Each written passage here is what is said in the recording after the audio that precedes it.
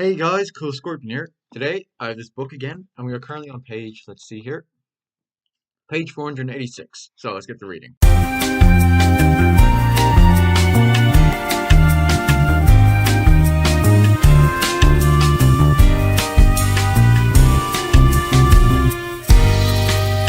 So I read there from page 486 up to page 489, and in these few pages, on firstly on page 486, Paul's still continuing speaking with Gurney and Stilgar on basically his strategy and what he's planning to do when it's like a storm approaches.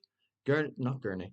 Stilgar keeps calling this storm the a grandmother of storms, like a great great grandmother of storms. Just basically saying it's gonna be like a big, powerful storm, and that it's probably not a good idea to stay out in the open. However, Paul is saying everything's going according to plan because based off what he's saying here, I think what Paul's trying to do here is Paul is trying to take down the shield walls around the enemy ships by using the storm, because the storm will disable the ships, and then Paul will be able to fire at the ships, therefore taking them down. So it's actually quite a smart plan.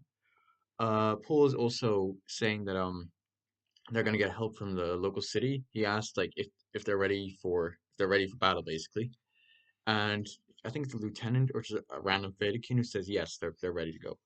And Stilgar is still like a bit thing about this because like he doesn't trust city people, but but then Paul points out like I used to be a city person. Stilgar tries to apologize, but then Paul says this really cool quote here. But the test of a man isn't what you think he'll do; it's what he actually does. Nice.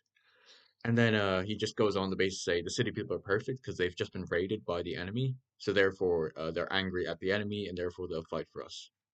So yeah, they're ready to go, and Paul knows they're ready to go. Then what happens here? So what happened next is basically Paul, Stilgar, and Gurney still continue to discuss things. Then it's revealed that apparently Paul's army is sending up a Chowam flag up to like the Sardaukor ship or the Imperial ship. And the Chown flag, or sorry, CHOAM, it's a company in this universe. Basically, like, what's a good company? Think of Amazon, but if it was like in space, and same mentality, but just like in space. And they also just do a lot of they they farm more than they send stuff around. But yeah, basically, the Chowan company is on Dune, or sorry, is on Arrakis because of all the spice there. It says here on page 488, the Chowan flag is black and red with no.